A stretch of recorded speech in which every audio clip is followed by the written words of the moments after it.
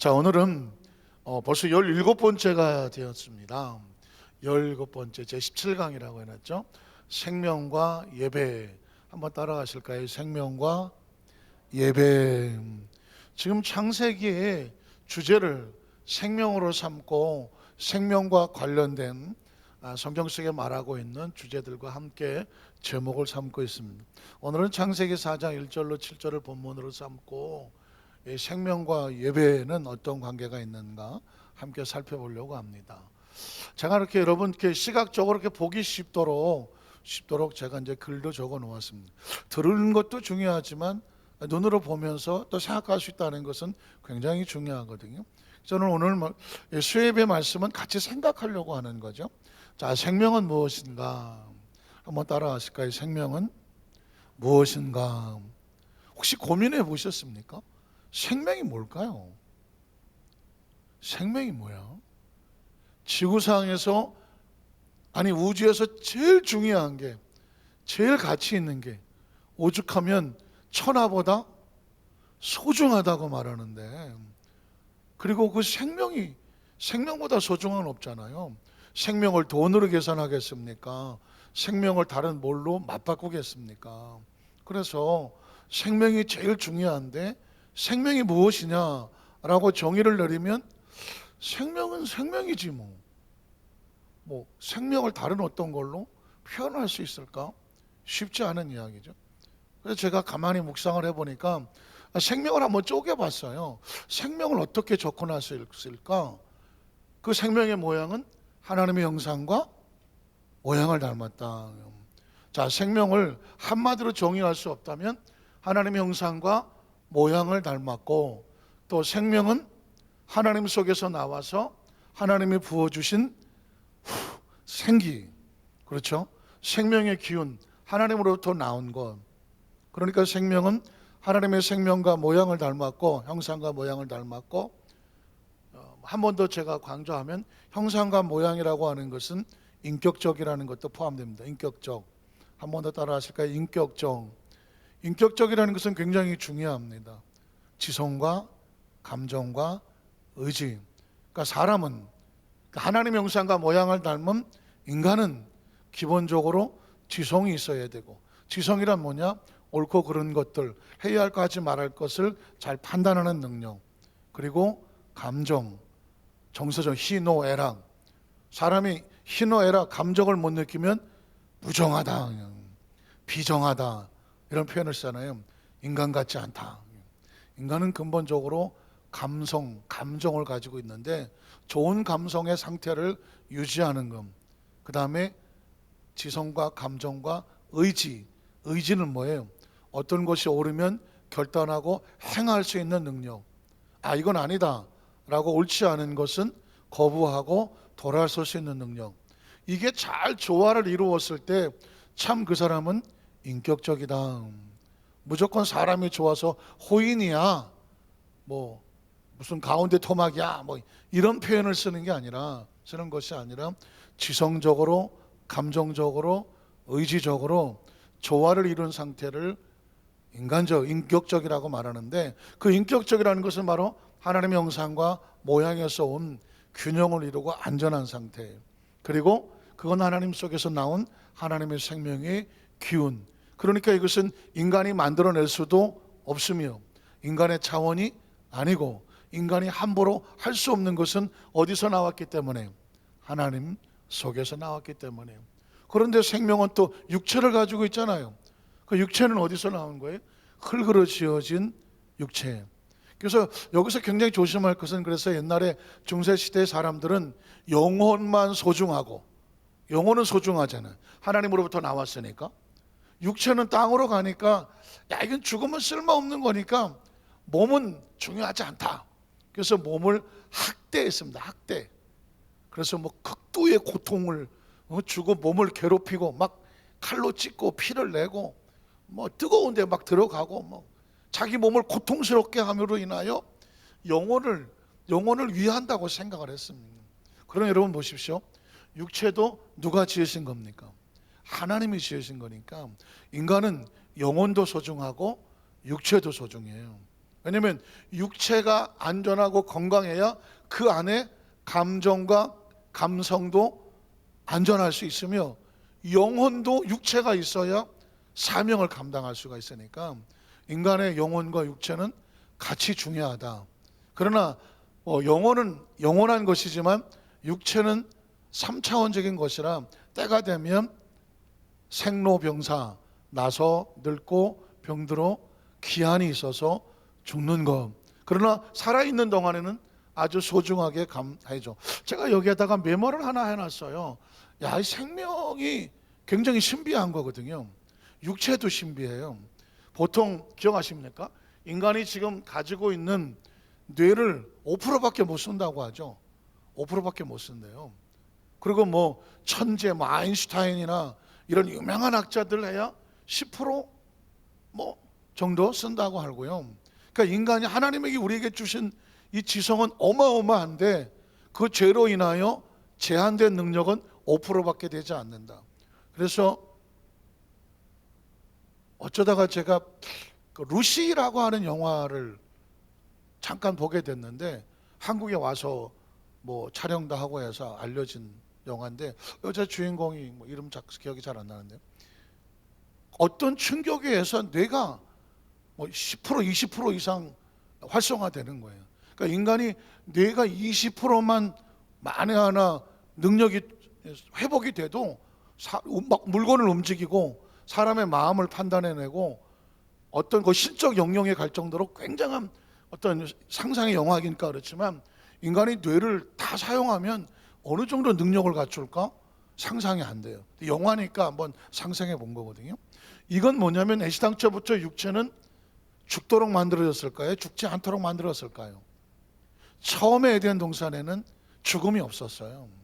죽음이 없었다는 얘기는 생명나무를 통해서 육체가 계속 살아갈 수 있는, 노화되지 아니하고 육체가 기능을 가지고 살아갈 수 있는 하나님의 비법이 있었던 거죠. 그리고 인간의 뇌는 100% 하면 거의 하나님과 교통교제하면서 이 지구 우주를 다스릴 만한 권세와 능력도 이미 주어진 거고, 그래서 지금 엔티에이징이란 말을 많이 쓰죠. 엔티에이징, 노화 방지, 화장품도 엔티에이징, 뭐 바이타민, 뭐 비타민이나 영양제도 안티에이징. 인간이 이제 자꾸 안 늙으려고 한단 말이죠. 그래서 제가 아마 조금 그런 데 관심 있는 분들은 지금 태어나고 하는 자녀들은 한 150, 앞으로 향후 150, 그 이상도, 왜? 암을 잡고 안티에이징, 노화를 잡으면 인간이 죽을 일이 없잖아. 인간을 공격하는 암이라든가 그런 병들, 그 다음에 세포가 늙지 않고 재생하는, 그리고 장기가 오래돼서 어려워지면 어디서 배양을 하다가 갈고 뼈는 계속 강화시키고, 그러면 옛날 그 뭐 무드셀레가 900 뭐 몇 살을 살았다고 하는데 꿈 같은 이야기는 아니죠. 왜냐하면 애시당초부터 하나님은 인간을 죽지 않도록 만들었기 때문이에요. 그런데 생명나무를 차단함으로 말미암아 인간이 노화가 되고 날수가 120이 될 거다라고 제안을 만들었잖아요. 제가 이 이야기를 하는 것은 뭐냐면 생명을 한번 생각해 보는 거예요. 사실 이런 이야기는 성경이 아니면 생각에 여력이 없어. 인간은 태어나서 늙고 병들어 죽고 뭐 한 100살 안쪽 살다가 마는 거, 이렇게 생각하겠지만 하나님의 원래 우리 모습은 그렇지 않아요. 그럼 어떻게 생명이 차단이 됐느냐? 기억하신 것처럼 죄라는 거예요. 죄가 얼마나 무서운 것인가? 하나님과 우리 사이를 단절하고 인간을 병들게 하고 인간을 늙게 하고 생명나무를 상실하게 하고 하나님의 축복과 이 모든 것들을 차단하게 하는 거죠. 사실은 하나님께서 이 생명으로 이렇게 주셨지만, 그러면 생명이 뭘 해야 되죠? 하나님 왜 생명을 왜 만들었을까 생각을 했더니, 아담과 하와를 만들어 놓으신 다음에 에덴 동산을 그곳에 머물게 하시면서 생육하고 번성하고 땅에 충만하며 땅에 있는 걸 정복하고 지키고 다스려라는, 관리하라는 거죠. 관리. 이 지구에 뭐 나가서는 우주도 포함할 수 있겠지만 많은 것들을 관리하도록 하나님의 대행자로 만들었어요. 그래서 인간이 이 모든 것들을 관리하고, 하나님의 차원에서 보면 생명은 뭐냐? 하나님의 계획이고 하나님의 꿈이고, 궁극적으로 원래 하나님 교통교태하자려고 한 하나님의 자녀거든요. 죄로 인하여서 자녀의 상실을 잊어버렸지만 예수를 믿으면 어떨까? 요한복음 1장 12절에 뭐라고 말하죠? 영접하는 자, 곧 그 이름을 믿는 자들에게는 이제 하나님의 자녀가 되는 권세를 회복하는 거죠. 회복하는 거예요. 여러분, 성경을 읽고 예수를 믿고 하나님의 자녀가 되면서 자꾸 하나님과 우리 사이의 관계를 인식해야 돼요. 자꾸 확인을 해요. 나는 누군가? 하나님은 누군가? 하나님과 나의 관계는 무엇인가? 왜 사는가? 생명은 무엇인가? 그는 어떻게 살아야 잘 사는 것인가? 어떻게 신앙생활을 해야 하나님께서 원하시는 것인가? 이 모든 소스는, 근원은 어디서 나오냐면 성경에서 나오는 거죠. 자, 그런데 오늘 창세기 4장 1절 7절 보면 죄로 인해서 단절돼 버리고 에덴에서 쫓겨났던 아담과 하와, 그럼 인간은 어떻게 하나님 앞에 나갈 수 있을까 하는 거죠. 어떻게 하나님과 나아갈 수 있는 회복이 될 수 있을까? 우린 첫 번째로 뭐냐면 인간이 낳은 새로운 생명의 탄생의 모습입니다. 아담과 하와는 누가 지었나요? 하나님이 지으셨잖아요. 그러면 계속 아담과 하와 짓고, 그 다음에 또 자녀도 짓고, 계속 하나님이 지을 수는 없잖아요. 여기서 인간의 번식의 원리가 나와요. 번식이. 아담과 하와는 하나님이 지었지만 이제 아담과 하와의 자손들은 어떻게 나오느냐? 아담과 하와가 부부가 되어서 가정을 이루면서 자녀가 생산이 되는 것이죠. 그러니까 이 과정은 하나님의 섭리죠. 예전에 왜 그런 수수께끼 있었죠? 알이 먼저냐, 계란이 먼저냐, 닭이 먼저냐? 물어봐야지. 계란이 먼저다. 계란이 있어야 닭이 나올 거 아니에요. 계란이 먼저다. 눈치가 백단이시네. 닭이 먼저다. 닭이 먼저. 닭은 어디서 나왔어요? 계란에서 나왔는데. 자, 여기서 보면 자연적인 법칙으로 보면 알이 먼저냐 같은 말인가? 계란이 먼저냐 닭이 먼저냐는 이건 뭐 안 풀리죠. 계란은 닭 속에서 나왔고 닭은 계란 속에서 나왔고 서로 거기서 나왔잖아요. 그러려면 어떻게 돼요? 일단 닭이 먼저 있어야 알이 나오지, 계란이 나오죠. 사람도 마찬가지입니다. 아담과 하와가 먼저 있어야 그 다음에 자식이 나오는 거죠. 그래서 여기 창세상 1절에 보니까 아담이 하와와 동침하매. 자, 왜 사람의 남녀가 부부가 관계를 가져야 임신을 하고 생명이 생기느냐? 이건 자연적인 법칙이고 하나님의 법칙이에요. 이건 어떻게 할 수 있는 방법이 아니죠. 방법이고, 그리고 하와가 임신을 했다. 생명이 임신하는 것도 역시 하나님의 섭리 속에 나오는 거고, 그래서 가인을 낳았음. 가인이 굉장히 중요한 사람이에요. 아담과 하와가 만든 최초의 인간이 뭐예요? 가인이잖아요. 가인이 만들었다니까 좀 그렇긴 하지만 이 세상에 생명 가지고 태어난 것은 가인이죠. 그래서 아담과 하와가 뭐라고 말하죠? 내가 야훼로 말미암아 등남하였도다라고. 하나님께서 주신 아들이 이름이 가인인데 이름이 좋다고 꼭 신앙이 좋은 건 아니야. 이제 앞으로 계속 나오겠지만 가인이라는 이름은 얼마나 좋습니까? 송가인도 있고 이가인도 있고 이름은 참 좋은 건데 안타깝지만 나중에 가인의 최후를 알고 나면 아무리 형식과 모양이 좋아도 그 안에 신령과 진실된 마음이 없으면 하나님과의 관계가 올바르지 않더라. 그래서 2절에 보면 또 아벨도 나왔습니다. 가인의 동생 아벨을 낳았으며 아벨은 양을 치는 자고 가인은 농사하는 자다. 왜냐하면 네가 이마에 땀을 흘리고 수고하여야 먹을 것이다 라고 말했거든요. 자, 그래서 여기서 알 수 있는 것은 뭐냐면 최초의 가정이 탄생하죠.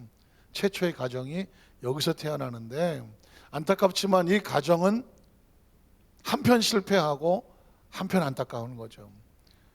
나중에 보면 이제 세월이 지난 후에 라는 표현이 나오게 되지만 여기서 아담과 하와는 하나님이 지으셨으니까 하나님의 영역이었지만 가인과 아벨은 누굴 통해서 났습니까? 아담과 하와를 통해서 났어. 그러면 제일 중요한 것은 뭐냐면 본인들은 하나님의 관계에 실패했었던 나쁜 기억이 있지만 자기 자식들은 누구하고 실패하면 안 돼요? 하나님의 관계와 실패하면 안 되잖아. 그래서 여러분, 가정에 제일 중요한 것은 신앙교육인 거죠.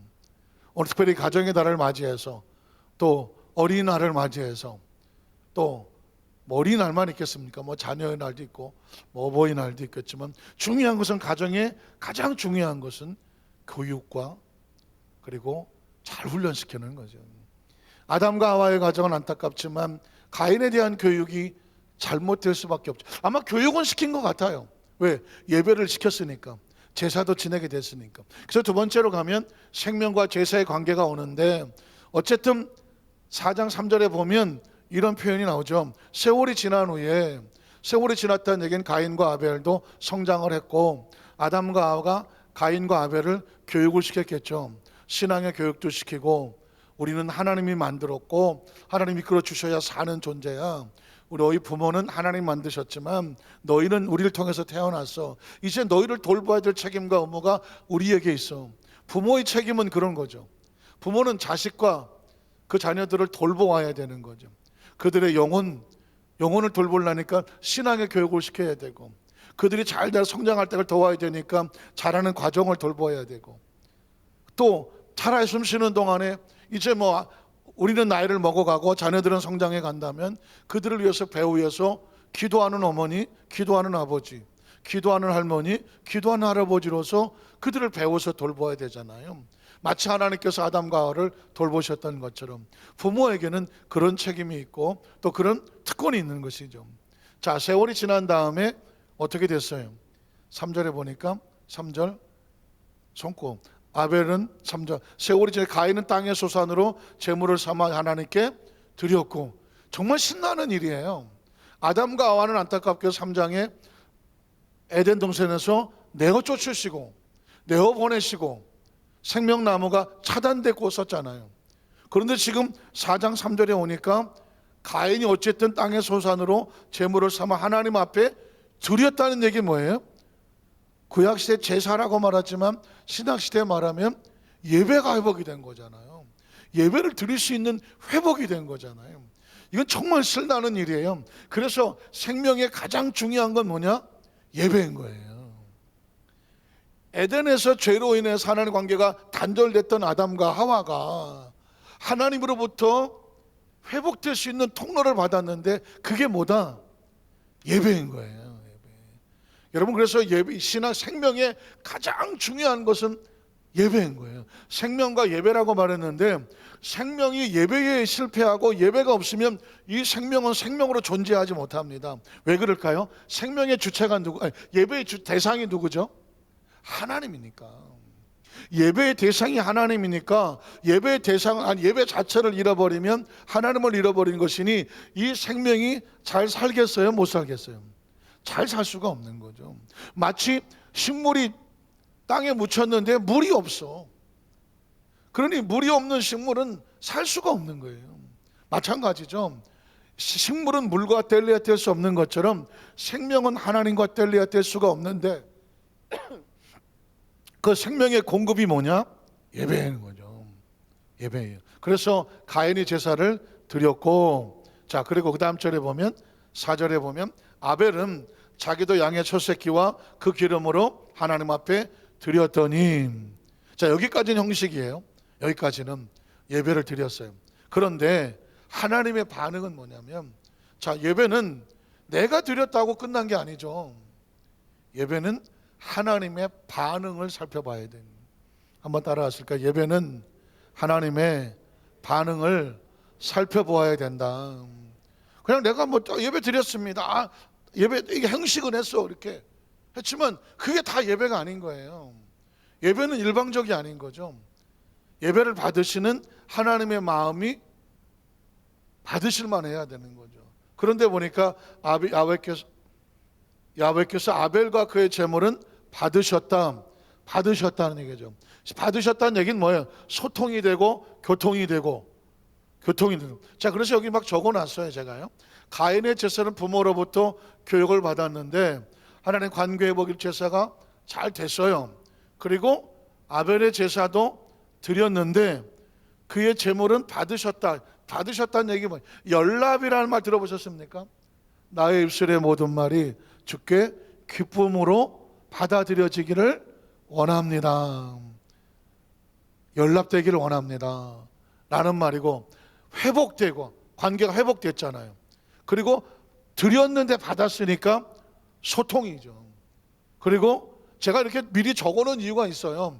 왜냐하면 이거는 묵상하고 생각하고 사고해야 나오는 단어지 갑자기 나올 수 있는 단어가 아니에요. 그래서 예배란 뭘까? 예배를 받으셨다는 얘기는 뭘까? 생각해 보니까 연락이죠, 회복이죠, 소통이 되죠. 소통, 주고받는 거죠. 교제죠, 관계죠. 그리고 마치 야곱의 사닥다리와 같이 오르락 내리락 하니까 공급과 은혜가 성립되고 있는 거죠.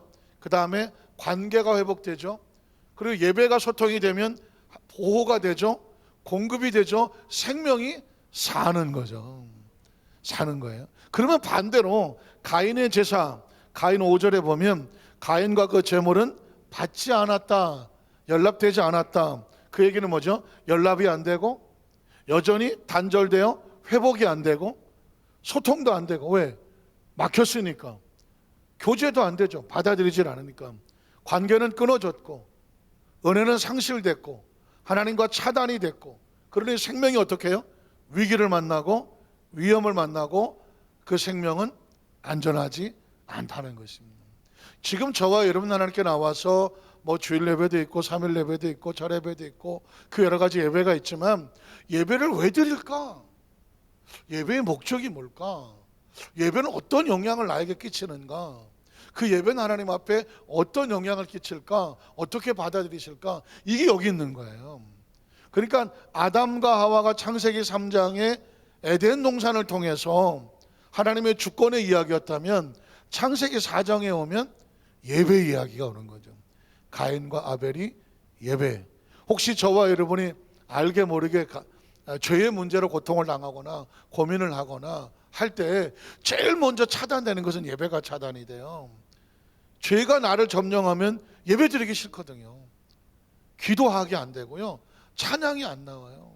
내가 지금 죄를 짓고 내가 양심이 가책되고 있는데 거기다서 날 사랑하심 될까요? 안 될까요? 안 되죠.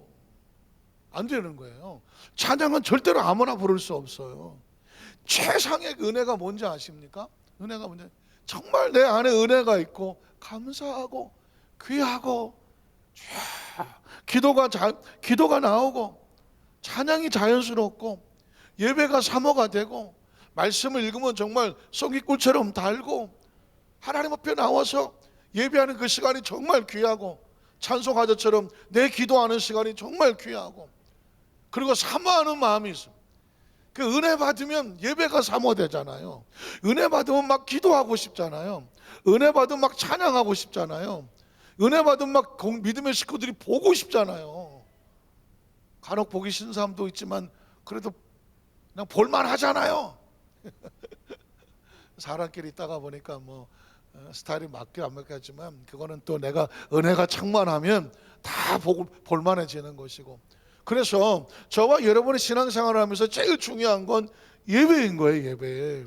그래서 이 예배를 통해서 말씀하는데 가인의 예배가 이제 무너지니까 세 번째로 이제 하나님께서 가인을 향하여, 이 부분은 제가 더 중요한 부분은 제 주일날 설교에 나오기로 하고요.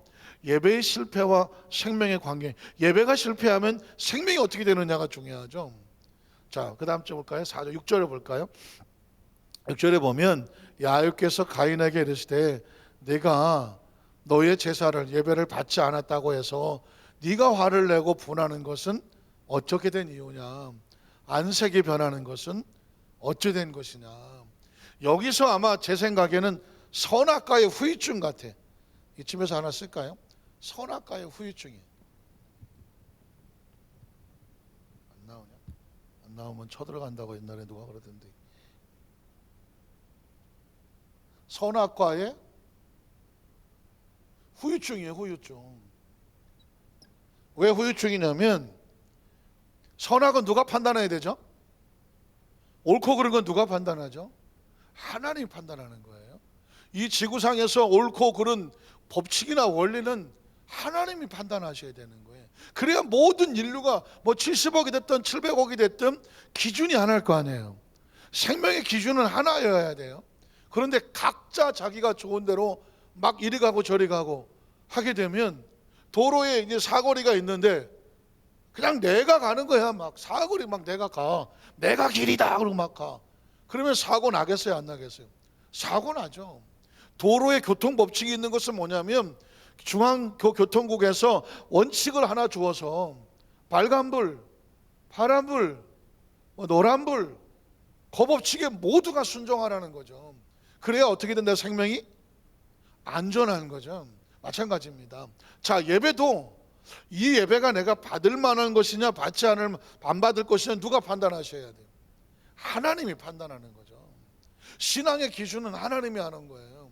근데 크리스천들이 혹시 가인처럼 착각할 수가 있어요. 가인은 마음과 생각이 없는 예배를 드렸어요.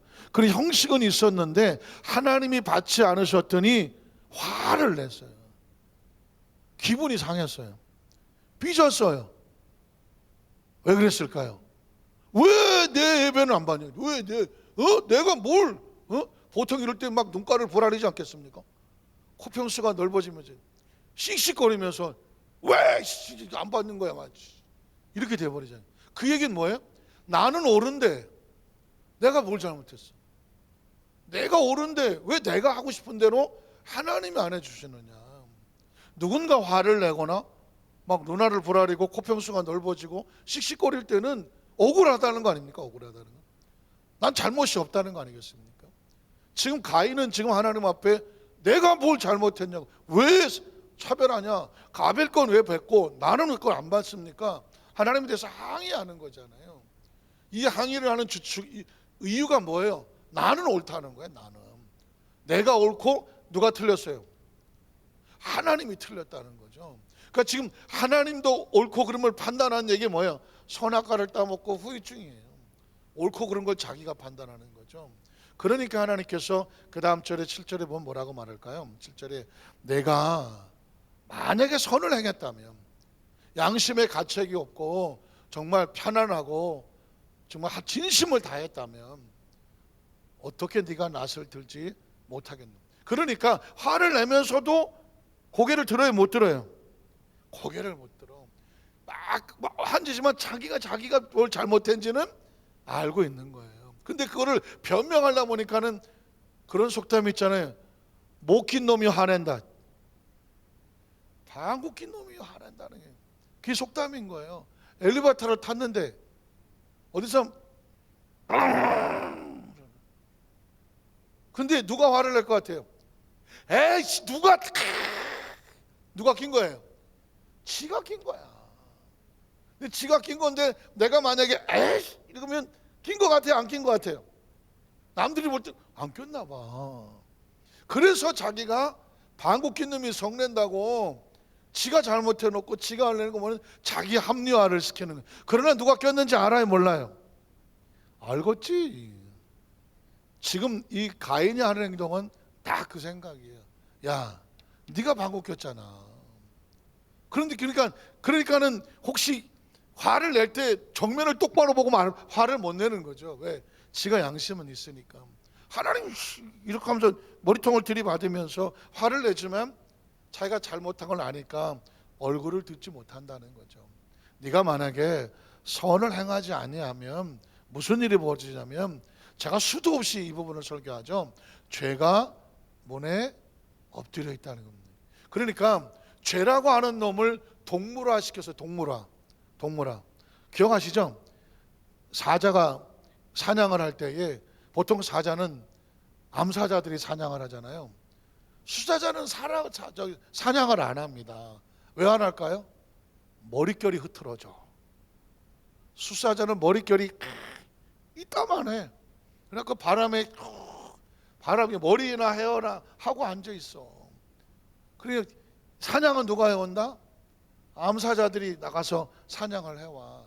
제가 그 얘기를 가만히 들어보니까 그렇다고 수사자가 꼭 그렇게 게으른 건 아니에요.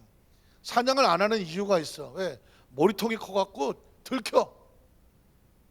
왜냐면 자기 감춰야 되잖아요, 이렇게. 그래서 암사자들은요, 머리 낮춰갖고 이게 기어가요. 상대방이 안 들키게 하기 위해서 기어갔다가, 사자는 단기간은 달려도 오래는 못 다녀. 힘들어. 그래서 가까이 가서 팍 잡아야 되는데, 수사자는 머리통이 커서 가면 다 알아. 그래서 수사자는 사냥을 안 하고, 두 번째, 수사자는 언제 사냥하느냐? 기린이나 코끼리나 암사자가 쓰러뜨릴 수 없는 큰 짐승을 만나면 그때 이제 수사자가 나가요. 그러나 작은 영양이나 뭐 이런 것들 뭐 할 때는 암사자들이 가는데, 그 상대방을 모르게 땅바닥을 기어가는 걸 뭐라고 말하냐면 죄가 문에 엎드려 있다라는 얘기예요. 그때 쓰는 단어가 크롤이라고 하는 기어간다는. 왜 그럴까요? 죄가 죄진 놈을 만나려고, 죄 짓고 있는 놈을 만나면 덮치려고. 이 부분을 제가 끊임없이 강조를 해야, 야, 내가 지금 뭔가 죄를 지으려고 하면 누가 내 등을 노려요? 죄가 노린다니까. 여기서 말하는 죄의 대상은 사탄이나 마찬가지죠. 누군가 죄를 지으려고 막 이렇게 각오하면 에라이 죄자라고 확 덮쳐버린다는 거예요. 죄가 우리 영혼을 노려. 이유가 뭔지 아십니까? 하나님과 차단시키려고 하는 거예요. 그리고 더 무서운 단어가 있어요. 죄가 너를 원한다는 거죠. 혹시 아십니까? 한번 따라하세요. 죄가 나를 원한다. 내가 뭐 하기 원해? 죄 짓기를 원한다. 섬찟하지 않습니까? 죄가 야야야야 하지 말해. 한번 해봐. 아이고 바보같이 그것도 못하네. 봐봐 그 죄 져봐. 괜찮아 그거 한다고 죽겠어? 따먹는다고 안 죽어. 괜찮아. 해보는 거예요. 죄가 원한다니까. 원해. 여러분 보십시오. 야, 너 죄 짓지 마 하고 방해하다가 아이고 죄 졌구나 이놈아, 이게 아니라 죄를 짓도록 계속 유혹을 한다는 거죠. 왜 그럴까요? 영혼을 도적질하려고 하는 거죠. 그러니까 어떻게 하나님께서 뭐라고 말하냐면, 너는 죄를 어떻게 해야 돼? 다스려야 돼. 다스려야 돼. 제가 하나님이 왜 이렇게 찾아와서 얘기하는지는 주일날 말씀할게요. 이 부분이 제가 주일날 말씀 본문하고 겹쳐서 주일날 얘기하는데, 중요한 건 어쨌든 간에 하나님께서 원하는 것은 죄는 우리가 같이 어울릴 대상이 아니라 뭐 할 대상이다? 다스릴 대상이다. 혹시 아주 예전에 이솝우화에 보면 항아리 두 개가 물에 떠내려오는 이야기가 있어요. 기억을 더듬으시면 이 질그릇 항아리가 물을 이렇게 떠내려가요. 근데 저기서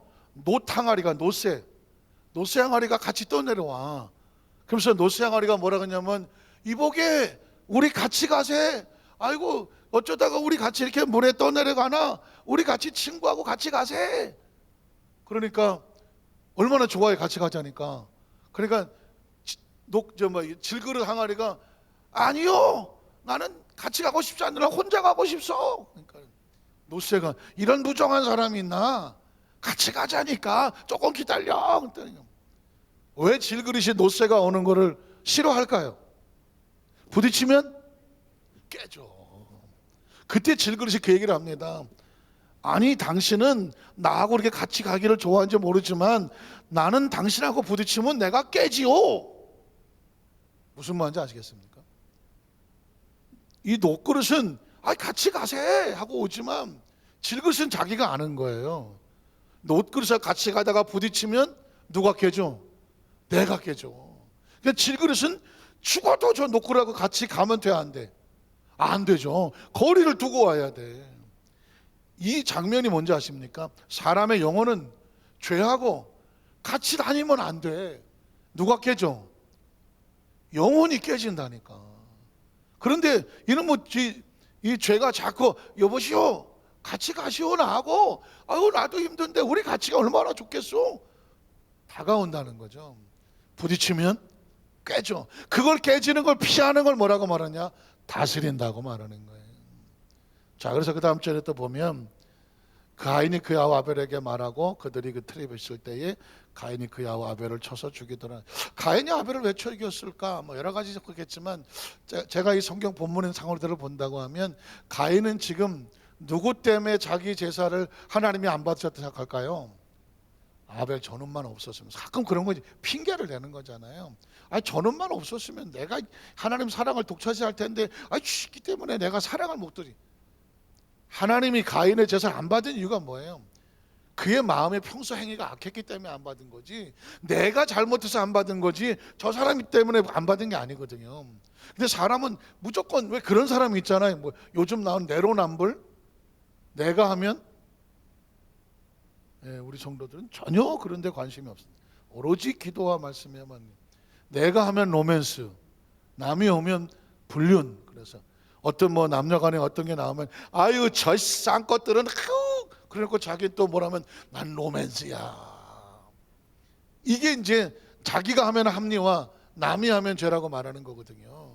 그러니까 가인이 지금 자기가 잘못해놓고 아벨의 핑계를 대는 거죠. 이런 사람들은 대부분 절대 자기 잘못을 인정하지 않아요. 다 누구 때문에, 다 누구 때문에. 가끔 이제 운동을 하다가 보면 이제 그런 게 나와요. 남이 하면 야 똑바로 해 하다가 자기가 잘못하면 아유 허리가 아파, 아 오늘 컨디션이 안 좋네.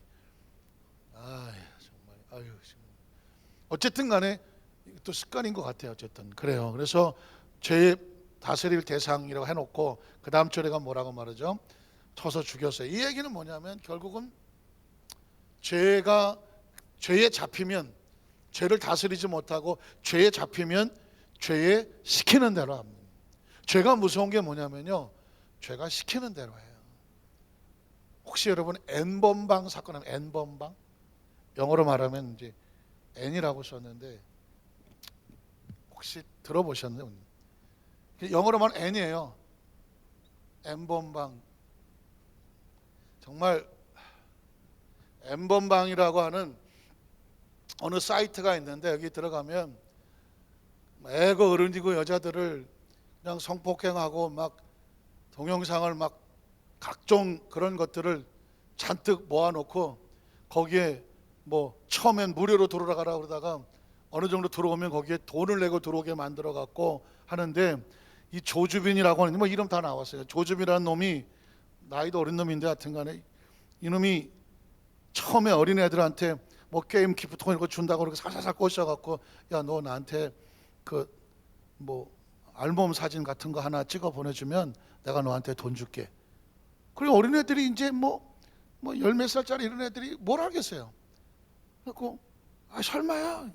아니야, 그냥 뭐 어깨 나온 거 하나만 보내면 내가 너한테 5만 원 보내줄게. 그러니까는 어깨 나온 사진 하나 보내주면 5만 원 준다니까 애들이 5만 원 그럼 괜찮겠지 하고 찍어서 보내줘.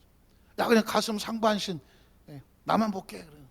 15만 원 줄게. 그러니까 15만 원 줘. 그래.